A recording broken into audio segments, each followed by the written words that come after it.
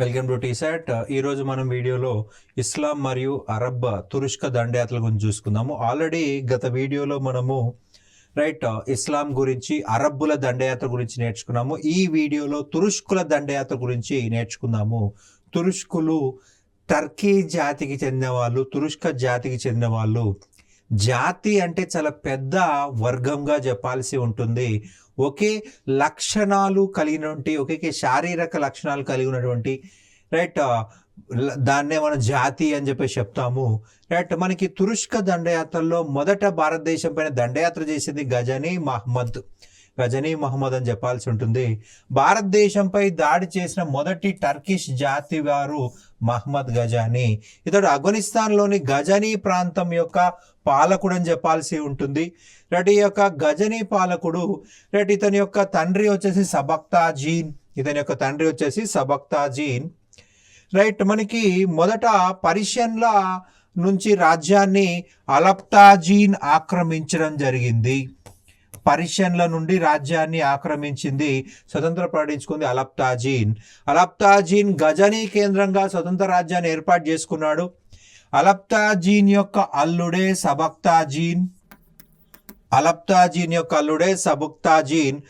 సబక్తాజీన్ యొక్క కుమారుడే గజనీ మహమ్మద్. చరిత్రలో చాలా మంది మహమ్మద్లు ఉన్నారండి. సో చరిత్రకారులు ఏం చేశారంటే ఎవరి సమాచారం వాళ్ళకే రాయాలి కాబట్టి గజనీ అనేటువంటిది ఇతనికి చేర్చడం జరిగింది. గజనీ పరిపాలకుడు మహమ్మద్ అని అర్థము. అతని పేరు గజనీ మహమ్మద్ కాదు, గజనీ అనేది ఒక ప్రాంతం పేరు. ఆ ప్రాంతాన్ని అతనికి చేర్చారనమాట. క్రీస్తు శకం 998లో సబక్తాజీన్ మరణంతో గజనీ రాజ్యానికి మహమ్మద్ రాజు కావడం జరిగింది. ఈయన అసలు పేరు వచ్చేసి అబ్దుల్ కాసిం మహమ్మద్. గజనీ ప్రాంత పాలకుడు కావటం వలన మహమ్మద్ గజనీ అనేటువంటి పేరు పిలువబడింది. మనకి ఇండియా పైన దండయాత్ర చేయాలనే ఆలోచన రావడం జరిగింది. అతనికి అనుమతి ఇచ్చింది ఎవరయ్యా అంటే ఖలీఫా ఆల్ ఖాదర్. ఇది మనం గుర్తుపెట్టుకోవాల్సి ఉంటుంది. ఆల్ ఖాదర్ అనే ఖలీఫా అనుమతితో మహమ్మద్ గజనీ భారతదేశం పైన దండయాత్ర చేశాడు. ఆల్ ఖాదర్ మహమ్మద్ గజనీకి ఇచ్చినటువంటి బిరుదు యామిన్ ఉద్ దౌలా, సామ్రాజ్యానికి కుడి భుజం, అమానీ ఉల్ మిల్లత్, ఇస్లాం మత సంరక్షకుడు అనేటువంటి బిరుదులని ఆల్ ఖాదర్ మహమ్మద్ గజనీకి ఇవ్వడం జరిగింది. సో అతని అనుమతితో భారతదేశం పైన దండయాత్ర చేయడం జరిగింది. మహమ్మద్ గజనీ మొత్తం 17 సార్లు భారతదేశం పైన దండయాత్ర చేసినట్టు హుల్సీ హేగ్ చెప్పడం జరిగింది. క్రీస్తు శకం 1000 నుంచి 1027 మధ్య కాలంలో దండయాత్రలు చేయడం జరిగింది. మహమ్మద్ గజనీ ఎన్నిసార్లు దాడి చేశాడు? 17 సార్లు. 17 విభిన్న ప్రాంతాలకు వెళ్ళాడండి. ఆయన 16 సార్లు ఓడిపోలేదు. ఒకసారి గుజరాత్కి వెళ్తే, ఇంకోసారి రాజస్థాన్, ఇంకోసారి పంజాబ్, ఇంకోసారి హర్యానా, ఇంకోసారి కనౌజ్, ఇంకోసారి మధ్యప్రదేశ్, ఇట్లా డిఫరెంట్ ప్రాంతాలకు వెళ్ళడం జరిగింది. 1000 సంవత్సరంలో మహమ్మద్ గజనీ మొదట ఖైబర్ కన్వా ప్రాంతం పైన దాడి చేశాడు. ఖైబర్ కన్వా పరిసర ప్రాంతాల్లో దాడి చేసి దోచుకోవడం జరిగింది. 1001 సంవత్సరంలో హిందూ షాహీ పాలకుడైన జయపాలునిపై దాడి చేశాడు. ఇదే వైహిందూ యుద్ధము అని చెప్పేసి చెప్తాము. ఈ వైహిందూ యుద్ధంలో జయపాలుడు ఓటమి చెందాడు. జయపాలుడు ఓడిపోయాడు, కానీ జయపాలుని చంపలేదండి, అరెస్ట్ చేసి జైలులో బంధించాడు. మరి ఎందుకు చంపలేదు, ఎందుకు అరెస్ట్ చేశాడంటే ఇక్కడ భారతదేశంపై ఎందుకు దండయాత్ర చేశాడో తెలుసుకోవాల్సి ఉంటుంది. డబ్బు సంపాదించడం కోసం భారతదేశం పైన దాడి చేశాడు. పేరు ప్రఖ్యాతల కోసం భారతదేశం పైన దాడి చేశాడు. ఇక్కడ జయపాలుని చంపేస్తే అతనికి డబ్బు రాదు, అతనికి సంపద రాదు. జయపాలుని చంపకుండా అరెస్ట్ చేసి బంధించాలి. సో అతన్ని బంధిస్తే అతని కుమారుడు నష్టపరిహారం కడతాడు, చంపేస్తే కట్టడు. అందుకే అతన్ని చంపలేదు. సో జయపాలుడి యొక్క కుమారుడు జయపాలుడి యొక్క కుమారుడు ఆనందాపాలుడు మహమ్మద్ గజానీకి ఆనందాపాలుడు నష్టపరిహారం చెల్లించాడండి. నష్టపరిహారం చెల్లించగానే ఈ యొక్క ఆనందపాలుడి యొక్క తండ్రి జయపాలుడిని మహమ్మద్ గజానీ విడుదల చేయడం జరిగింది. సో అతను విడుదలయ్యాడు. రైట్. జయపాలుడు అవమానంగా భావించాడు. ఒక డబ్బు ఆశ కలిగిన వ్యక్తి చేతిలోన నేను ఓడిపోయింది అని బాధపడుతూ రైట్ అతను ఆత్మహత్య చేసుకొని చనిపోవడం జరిగింది. జయపాలుడు ఓటమిని అంగీకరించలేక ఆత్మహత్య చేసుకొని చనిపోయాడు. రైట్. నెక్స్ట్ చూసినట్లయితే బఠిండా అనే ప్రాంతం పైన రైట్ మహమ్మద్ గజనీ దాడి చేసి విజయ్ రాయ్ని ఓడించాడు. అత్యధిక సంపదని ఇక్కడ పొందడం జరిగింది. బఠిండా పాలకుడు విజయ్ రాయ్ని. క్రీస్తు శకం 1005లో ముల్తాన్ను పాలిస్తున్న అబ్దుల్ ఫతే దావూద్ పైన దాడి చేశాడు. ఈ యుద్ధంలో ఆనందాపాలుడు ఫతే దావూద్కు సహాయం చేయడం జరిగింది. ఆనందపాలుడు సహాయం చేశాడు. ఇక్కడ ఫతే దావీద్ ముస్లిం కదా, మరి ఆనందపాలుడు ఎందుకు సహాయం చేశాడంటే అతను ముస్లిం అయినప్పటికీ భారతీయుడు. మహమ్మద్ గజనీ విదేశీయుడు కాబట్టి ఇక్కడ ఫతే దావూద్ అనేవాడు భారతీయుడు కాబట్టి భారతీయుడికి సపోర్ట్ చేయడం జరిగింది. ఇక్కడ మహమ్మద్ గజనీ డబ్బు సంపాదించడం కోసమే వచ్చాడు కాబట్టి ఫతే దావూద్ పైన దాడి చేశాడు.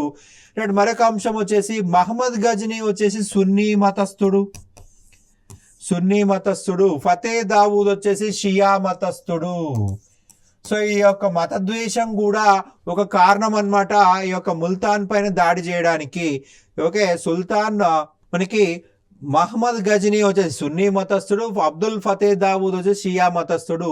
ఈ సున్నీలంటే షియాలకు పడదు, షియాలంటే సున్నీలకు పడదు. సో ఈ గొడవల వల్లనే అతని పైన దాడి చేశాడు. ఆనందపాలుడు ఫతే దావూద్కి భారతీయుడు అనే ఉద్దేశంతో సహాయం చేశాడు. సో ఫతే దావూద్ని చంపేశాడు మహమ్మద్ గజనీ. ఫతే దావూద్ని చంపివేయడం జరిగింది. ముల్తాన్ ప్రాంతంలో ఆనందపాల కుమారుడైన సుఖపాలుని రాజుగా నియమించాడు. సుఖపాలునికి ఇస్లాం ఇవ్వడం జరిగింది. సుఖపాలుడు ఇస్లాం స్వీకరించి నవాపాషా అనే పేరుతో రాజుగా అయ్యాడు. నవాపాషా అనే పేరుతో ముల్తాన్కి రాజు అయ్యాడు సుఖపాలుడు. రైట్. ఆనందపాలుడు యొక్క కుమారుడు సుఖపాలుడు ముల్తాన్కి రాజు అయ్యాడు. ఈయన తీసుకున్న పేరేందయ్యా అంటే నవాపాషా. నవా అంటే కొత్తగా ఇస్లాంలోకి వచ్చినవాడా అని అర్థము. రైట్. మనకి నెక్స్ట్ చూసినట్లయితే మరొక ముఖ్యమైన అంశము 1008 మనకి రెండవ వైహిందూ యుద్ధము. ఇక్కడ ఆనందపాలుడు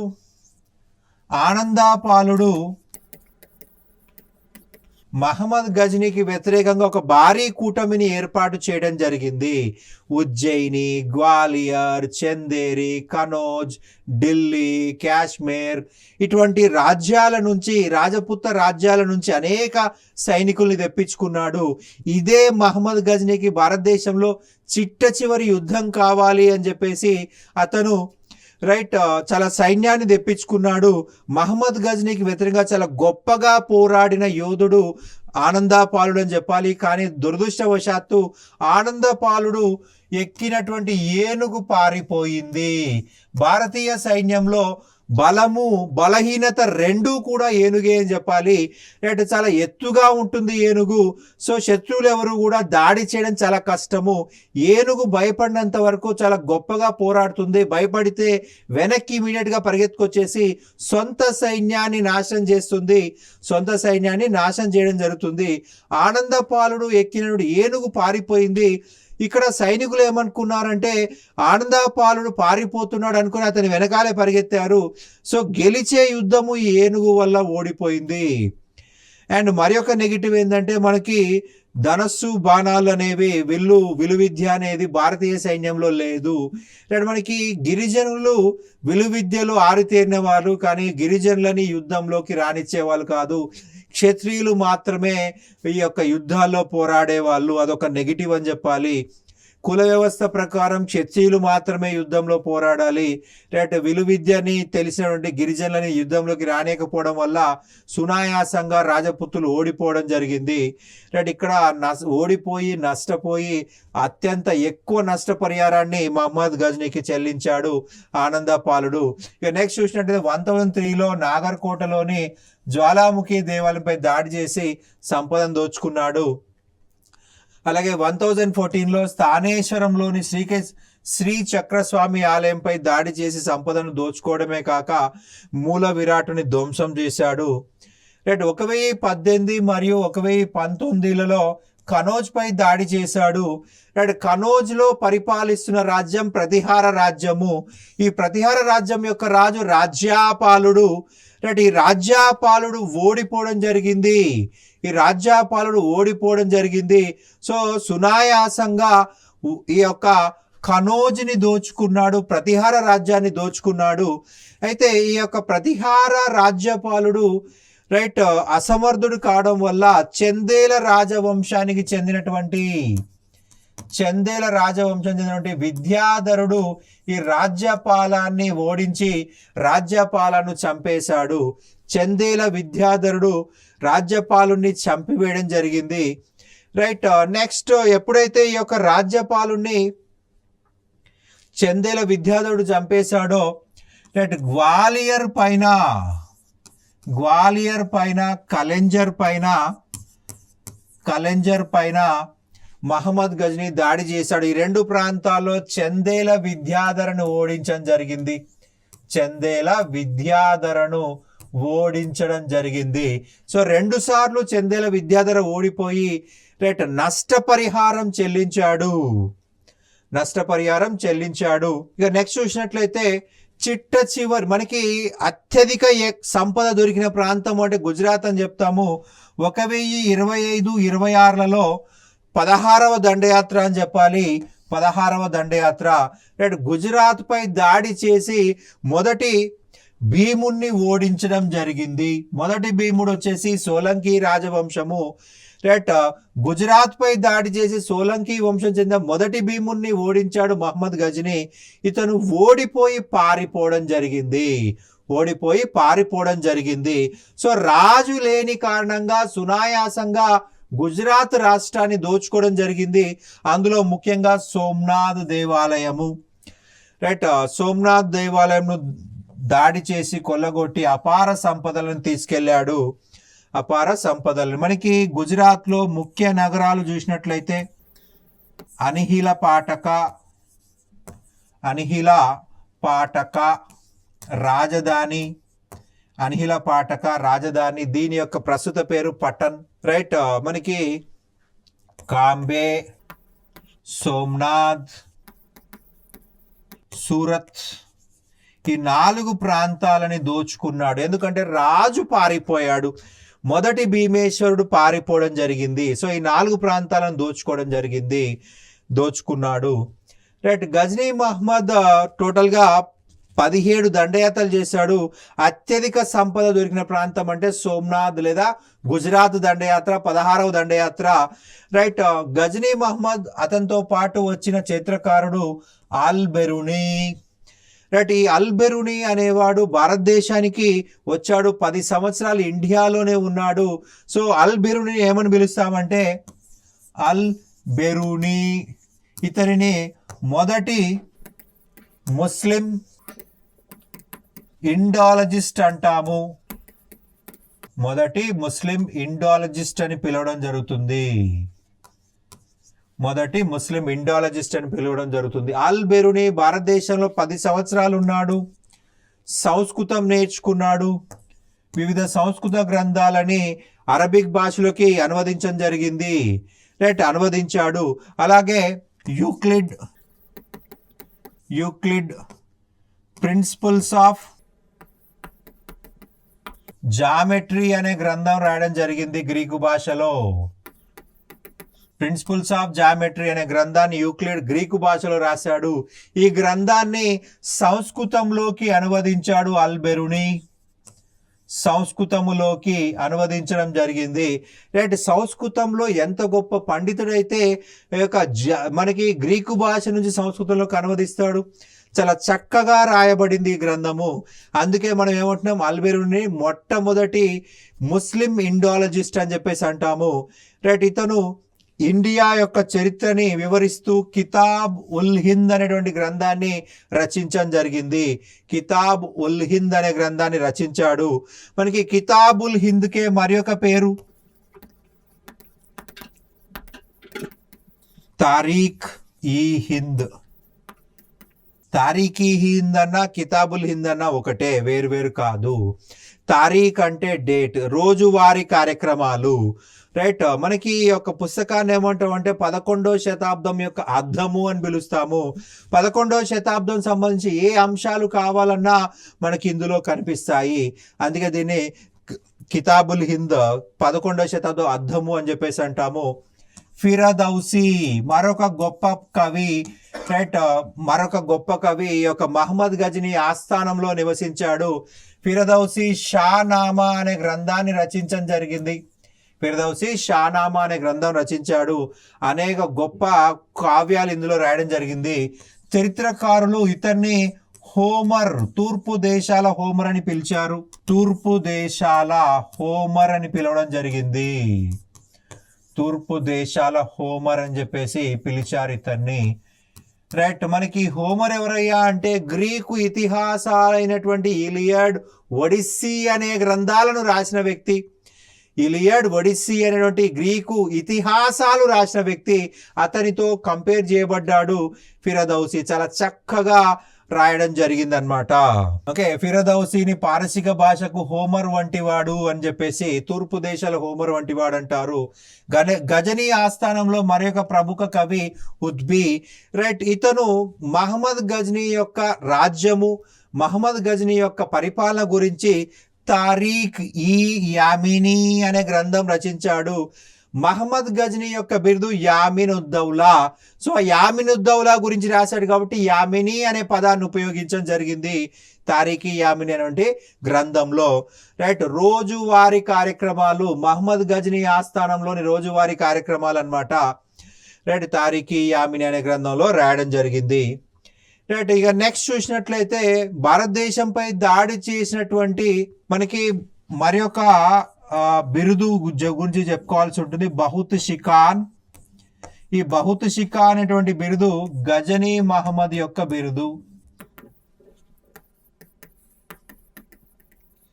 గజనీ మహమ్మద్ యొక్క బిరుదు బహుత్ షికాన్. ఈ యొక్క పాయింట్ కూడా మనం గుర్తుపెట్టుకోవాలి గజనీ మహమ్మద్ సంబంధించి. రైట్, మహమ్మద్ గజనీ భారతదేశం పైన ఎందుకు దండయాత్ర చేశాడయా అంటే డబ్బు సంపాదించడం కోసం మాత్రమే. ఇక నెక్స్ట్ చూసినట్లయితే మహమ్మద్ గోరీ దండయాత్రలు షాన్సీ బానీ వంశం చెందినటువంటి గోర్ రాజ్యంను పాలించిన గియాజుద్దీన్ సోదరుడే మహమ్మద్ గోరీ. షాన్సీ బానీ వంశానికి చెందిన గోర్ రాజ్యంకి పరిపాలించిన రాజు గియాజుద్దీన్. ఆ గియాజుద్దీన్ సోదరుడే మహమ్మద్ గోరీ. ఇతనికి ఇంకొన్ని పేర్లు ఉన్నాయి, ముజుముద్దీన్ మహమ్మద్ బిన్ సామో, ముజుముద్దీన్ మహమ్మద్ బిన్ సామో, షిహాబుద్దీన్ మహమ్మద్ గోరీ అనే బిరుదులు కూడా ఉన్నాయన్నమాట. రైట్, సోదరుడైన గియాజుద్దీన్ గజనీ పైన దాడి చేసి గజనీని ఆక్రమించుకున్నాడు. రైట్, గజనీని ఆక్రమించిన తర్వాత ఆ ప్రాంతంలో గోరీని, మహమ్మద్ గోరీని తన ప్రతినిధిగా, తన రాజప్రతినిధిగా పెట్టాడు. మనం రాజప్రతినిధి అంటే గవర్నర్ అని గుర్తుపెట్టుకోవాలి. భారతదేశంలో సామ్రాజ్యం స్థాపించాలని దాడులు ప్రారంభించాడు మహమ్మద్ గోరీ. మహమ్మద్ గజనీ ఏమో ఇండియా పైన దాడులు చేయడం గల కారణం సంపద అయితే, ఇతను మాత్రము రాజ్య స్థాపన అనేది గుర్తుపెట్టుకోవాల్సి ఉంటుంది, సామ్రాజ్య స్థాపన గుర్తుపెట్టుకోవాలి. రైట్, ఎప్పుడైతే గియాజుద్దీన్ అనేవాడు గజనీలో మహమ్మద్ గోరీని ప్రతినిధిగా పెట్టాడో అప్పుడు అక్కడ ఆయన ఉన్న సంపదను చూశాడు. భారతదేశం నుంచి మహమ్మద్ గజనీ తెచ్చిన సంపద చూశాడు. ఓహో, భారతదేశంలో ఇంత సంపద ఉందా, ఖచ్చితంగా నేను భారతదేశాన్ని పరిపాలించాల్సిందని భావించి భారతదేశం పైన దండయాత్ర చేయడం జరిగింది. మహమ్మద్ గోరీ మొదటి దండయాత్ర 1175లో ముల్తాన్ పై జరిగింది. ముల్తాన్ని ఆక్రమించుకోవడం జరిగింది. మహమ్మద్ గోరీ తన మొదటి దండయాత్ర ముల్తాన్ పై చేశాడు, ముల్తాన్ని ఆక్రమించుకున్నాడు. నెక్స్ట్ గుజరాత్ పైన దాడి చేయడం జరిగింది. మహమ్మద్ గజాని భారతదేశం పైన దాడి చేసినప్పుడు అత్యధిక సంపద ఎక్కడ దొరికిందండి? గుజరాత్లో. కాబట్టి ఇతను గుజరాత్ను చూస్ చేసుకున్నాడు. మహమ్మద్ గజనీకి ఎక్కువ సంపద దొరికింది గుజరాత్లో, కాబట్టి మహమ్మద్ గోరీ గుజరాత్ వైపు వచ్చాడు. 1178లో భారత్ను జయించాలన్న ప్రయత్నంలో భాగంగా సోలంకి పాలకుడైన రెండవ భీమా చేతిలో అబూ పర్వతం వద్ద జరిగిన యుద్ధంలో ఓటమి చెందాడు. ఇక్కడ సింపుల్ గా చూసినట్లయితే మౌంట్ అబూ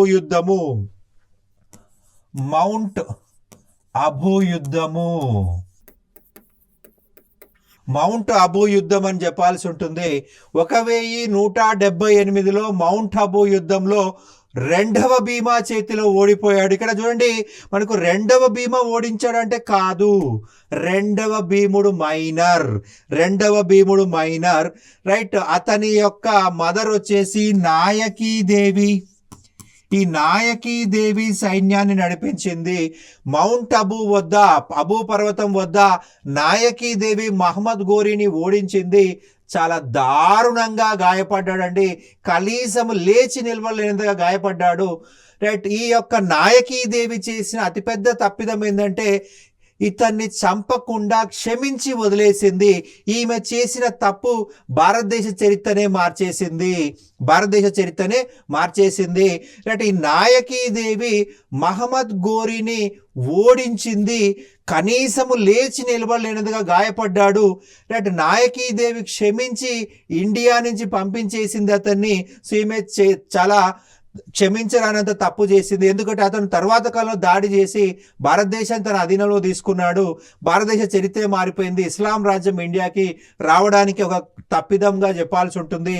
ఈ నాయకీదేవి చేసింది. ఒక నీళ్లు మోసే బానిస మహమ్మద్ గోరీని మోసుకెళ్ళిపోయాడు, రైట్. అతను రికవర్ అయిన తర్వాత గుజరాత్ వైపు దండెత్తిలేదు, రైట్. కనీసము 20 సంవత్సరాల వరకు గుజరాత్ రావాలంటే అతను ఆలోచించిన పరిస్థితి, రైట్. నాయకీదేవి చనిపోయిన తర్వాతే మళ్ళీ ఆయన గుజరాత్లో అడుగుపెట్టాడు. 20 సంవత్సరాలు గుజరాత్ రాకుండా భయం పెట్టింది ఈమె. క్రీస్తు శకం 179లో పంజాబ్ పై, 1181లో ఖుస్రు మాలిక్ పై దాడి చేశాడు, రైట్. 1185లో పంజాబ్లోని సియాల్ కోటను, 1186లో లాహోర్లను జయించాడు. అంటే దక్షిణం వైపు విఫలమయ్యాడు కాబట్టి ఉత్తరం వైపు ఫోకస్ చేసి ఈ ప్రాంతాలను ఆక్రమించుకున్నాడు. 1179లో పంజాబ్, 1181లో ఖుస్రు మాలిక్ పై దాడి చేశాడు, 1185లో పంజాబ్లోని సియాల్ కోటను ఆక్రమించుకున్నాడు, 1186లో లాహోర్ని జయించాడు, రైట్. మనకి బఠిండా అనే ప్రాంతం పైన దాడి చేసి బఠిండాని ఆక్రమించాడు. ఈ బఠిండా ప్రాంతం అనేది పృథ్వీరాజ్ చౌహాన్ యొక్క సరిహద్దు ప్రాంతము. సో ఈ సరిహద్దు ప్రాంతాన్ని ఆక్రమించుకోవడం కోసం, పటిష్టం చేసుకోవడం కోసం పృథ్వీరాజ్ మహమ్మద్ గోరీతో యుద్ధం చేయడం జరిగింది. ఇక్కడ మనకి మూడవ పృథ్వీరాజ్ చౌహాన్ అని చెప్పేసి చెప్పుకోవాల్సి ఉంటుంది, రైట్. మనకి మొదటి పృథ్వీరాజ్ కాదు, మూడవ పృథ్వీరాజ్ అని చెప్పాల్సి ఉంటుంది. మూడవ పృథ్వీరాజ్తో యుద్ధం చేయడం జరిగింది బఠిండా ప్రాంతాన్ని కాపాడుకోవడం కోసము, రైట్. మహమ్మద్ గోరీ పృథ్వీరాజ్తో యుద్ధం చేయాల్సి వచ్చింది, రైట్. ఇక్కడ జరిగిన యుద్ధమే మొదటి తరైన్ యుద్ధం. తరైన్లో జరిగింది కాబట్టి తరైన్ యుద్ధం, మొదటిది కాబట్టి మొదటి తరైన్ యుద్ధం. ఓకే, తరైన్ యొక్క పాత పేరు స్థానేశ్వర యుద్ధము, రైట్. ఈ యుద్ధంలో కూడా చాలా దారుణంగా మహమ్మద్ గోరీ ఓడిపోయాడు, చాలా దారుణంగా ఓడిపోవడం జరిగింది, రైట్. అతను కూడా మరొకసారి దారుణంగా గాయపడ్డాడు, కనీసం లేచి నిలబడలేనంతగా గాయపడ్డాడు. ఈ మూడవ పృథ్వీరాజ్ చౌహాన్ కూడా చాలా పెద్ద తప్పిదం చేశాడు, రైట్. అతను కొద్దిగా జాలి గుణం ఎక్కువ, క్షమించి పంపించేశాడు. కానీ అది చాలా పెద్ద తప్పైంది. రైట్. మహమ్మద్ గోరీని క్షమించి పంపించి వేశాడు. ఒక నీళ్లు మోసే బానిస మహమ్మద్ గోరీని గజనీ ప్రాంతానికి అతన్ని తీసుకువెళ్ళడం జరిగింది. ఒకవేళ అక్కడే చంపేసి ఉంటే మనకి భారతదేశానికి ఢిల్లీ సుల్తాన్లు అనేవాళ్ళు ఉండేవాళ్ళు కాదు. మనకి పృథ్వీరాజ్ చౌహాన్ మరియు నాయకీదేవి ఎందుకు అలా చేశారు అంటే రాజపుత్రులు నైతిక విలువలకు పాటించారు. యుద్ధంలో నైతిక విలువలకు ప్రాధాన్యత ఇచ్చిన వాళ్ళు రాజపుత్రులు. యుద్ధంలోనూ మరియు ప్రేమలోనూ నైతిక విలువలు పాటించాల్సిన అవసరం లేదు. నైతిక విలువలు పాటిస్తే త్యాగం చేయాల్సి వస్తుంది. రైట్. యుద్ధంలోనూ ప్రేమలోనూ నైతిక విలువలు పాటించకూడదు. పాటిస్తే నువ్వు త్యాగమే చేయాల్సి ఉంటుంది. అది రాజ్యమైనా, అది ప్రేమికురాలు లేదా ప్రేమికుడైనా త్యాగమే చేయాల్సి ఉంటుంది. రైట్. మనకి యుద్ధంలో నైతిక విలువలు పాటించారు రాజపుత్రులు. రైట్. ఎవరిపై దాడి చేయరయ్యా వీళ్ళు అంటే మనకి ఎవరైతే దారుణంగా గాయపడి కనీసం లేచి నిలబడలేరో వాళ్ళపైన రాజపుత్రులు దాడి చేయరు. రెండవది, ఆడవాళ్ళపైన దాడి చేయరు. రైట్. వికలాంగులపైన దాడి చేయరు. యుద్ధంలో వికలాంగులు వచ్చినా క్షమించి పంపించేస్తారు, ఆడవాళ్ళు వచ్చినా క్షమించి పంపేస్తారు. రైట్. దారుణంగా గాయపడి కనీసం లేచి నిలబడలేకుండా కత్తి పట్టుకునే వాళ్ళని కూడా క్షమించి పంపిస్తారు. ఈ నాయకీదేవి మరియు మూడవ పృథ్వీరాజ్ ఇద్దరు కూడా యుద్ధంలో నైతిక విలువలు పాటించారు. మనకి యుద్ధంలోనూ ప్రేమలోనూ నైతిక విలువలు ఉండకూడదు. మనకి ప్రజాస్వామ్యంలో నైతిక విలువలు ఉండాలి. కానీ ప్రస్తుతం ప్రజాస్వామ్యంలోనే నైతిక విలువలు లేకుండా పోయినాయి. రైట్.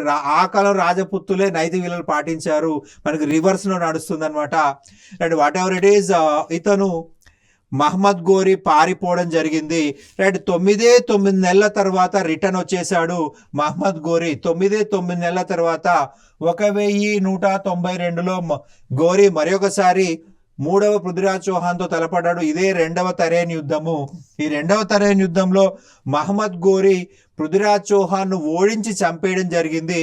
రైట్. ఢిల్లీని మరియు అజ్మీర్ ప్రాంతాన్ని ఆక్రమించుకున్నాడు. రైట్. అజ్మీర్ ప్రాంతంని పృథ్వీరాజ్ చౌహాన్ యొక్క కుమారుడికి ఇవ్వడం జరిగింది.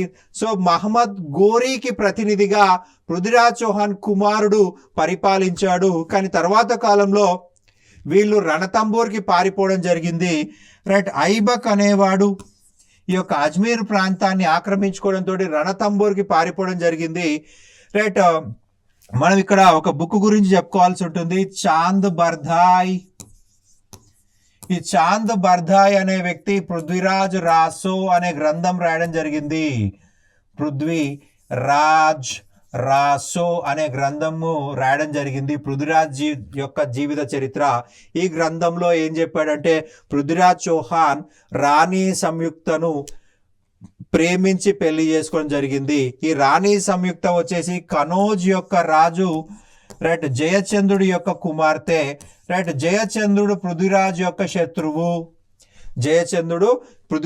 శత్రువు. తన తండ్రి అనుమతి లేకుండా పృథ్వీరాజ్ చౌహాన్తో పెళ్లి చేసుకొని జరిగింది. సో అది అవమానము. రైట్. రాజపుత్రులందరూ కూడా రాజస్థానానికి వచ్చారు. స్వయంవరం స్టార్ట్ అయిపోయింది. కానీ పృథ్వీరాజ్ చౌహాన్ వచ్చేసి ఎవరికి చెప్పకుండా రాణి సంయుక్తని లేపుకెళ్ళిపోయి పెళ్లి చేసుకొని జరిగింది. సో అది జయచంద్రుడికి అవమానము. రెండవ తరైన్ యుద్ధంలో మహమ్మద్ గోరీకి సహాయం చేయడం జరిగింది. రైట్. సో అలా మహమ్మద్ గోరీ రెండవ తరైన్ యుద్ధంలో విజయం సాధించాడు. క్రీస్తు శకం 1194 సంవత్సరంలో గహద్వాలా జయచంద్రుడి పైన దాడి చేసి చాందావార్ యుద్ధంలో ఓడించాడు. మనకి చూడండి, ఈ జయచంద్రుడు అనే వ్యక్తి మహమ్మద్ గోరీకి 1192లో సపోర్ట్ చేశాడు. 2 సంవత్సరాల్లో ఇతనిపై దాడి జరిగింది. అంటే దూరదృష్టి లేని వాళ్ళు రాజపుత్రులు. ఢిల్లీని ఆక్రమించుకున్న తర్వాత నెక్స్ట్ వచ్చి రాజ్యం ఏంది? గహద్వాలా వంశమే, కనోజ్ వంశం. ఈ మాత్రం ఆలోచించకుండా రాజపుత్రులు బ్లైండ్గా విదేశీయులకు సపోర్ట్ చేయడం వల్ల విదేశీయులు భారతదేశంలో రాజ్యం ఏర్పాటు చేయగలిగారు. తురుష్క రాజ్యం ఏర్పాటు చేయగలిగారు. రైట్. బహువుద్దీన్ టుగ్రల్, కుతుబుద్దీన్ ఐబక్ వంటి సమర్థవంతమైన సేనానులతో ఇతర ప్రాంతాల్ని ఆక్రమించడం జరిగింది. ఈ సమయంలో బక్తియార్ ఖిల్జీ బెంగాల్లో బీహార్ ప్రాంతంలో చివరి పాలకుడైన లక్ష్మణసేనుని అతన్ని అతని దగ్గర నుంచి ఈ యొక్క ప్రాంతాన్ని ఆక్యుపై చేసుకున్నారనమాట. మనకి లక్ష్మణసేనుడు యుద్ధం చేయకుండానే పారిపోయాడు.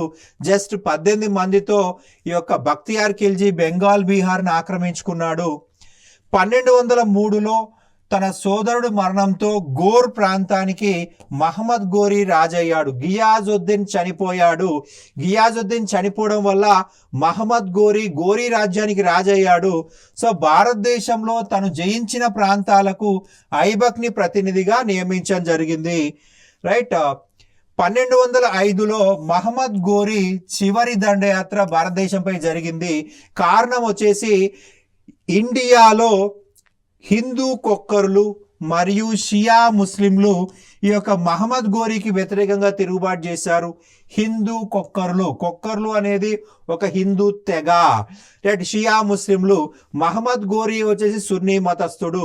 రైట్. కొక్కర్ల రాజైన రాయ్సాల్ లాహోర్ని ఆక్రమించడంతో అతన్ని జీలం చినాబ్ నదుల మధ్య ఓడించడం జరిగింది.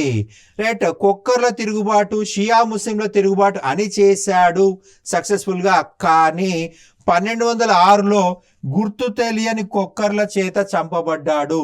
1206లో గుర్తు తెలియని కొక్కర్ల చేతన చంపబడ్డాడు మహమ్మద్ గోరీ.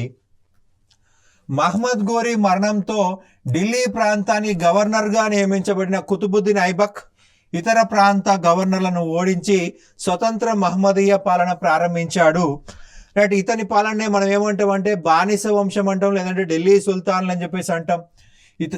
ఐబక్ ప్రారంభించిన సామ్రాజ్యము బానిస వంశ పాలనగా ఢిల్లీలో కొనసాగింది. రైట్. బానిస వంశం తర్వాత ఢిల్లీని 4 రాజవంశాల వారు 1526 వరకు పరిపాలన సాగించడం జరిగింది. రైట్. కుతుబుద్దీన్ ఐబక్ ప్రారంభించిన వంశమే బానిస వంశము. దీన్నే మనం ఏమని పిలుస్తామయ్యా అంటే ఢిల్లీ సుల్తానులు అని పిలుస్తాము. ఢిల్లీ సుల్తానుల యుగము అని పిలుస్తాము. రైట్. మొత్తం 5 రాజవంశాల వారి ఢిల్లీ సుల్తానుల యుగంలో పరిపాలించడం జరిగింది. బానిస వంశము, ఖిల్జీ వంశము, తుగ్లక్ వంశము, సయ్యద్ వంశము, లోడీ వంశము. 1526 వరకు. రైట్. 1206 నుండి 1526 వరకు దాదాపు 320 సంవత్సరాలు సుదీర్ఘంగా పరిపాలించారు ఈ 5 వంశాల వారు.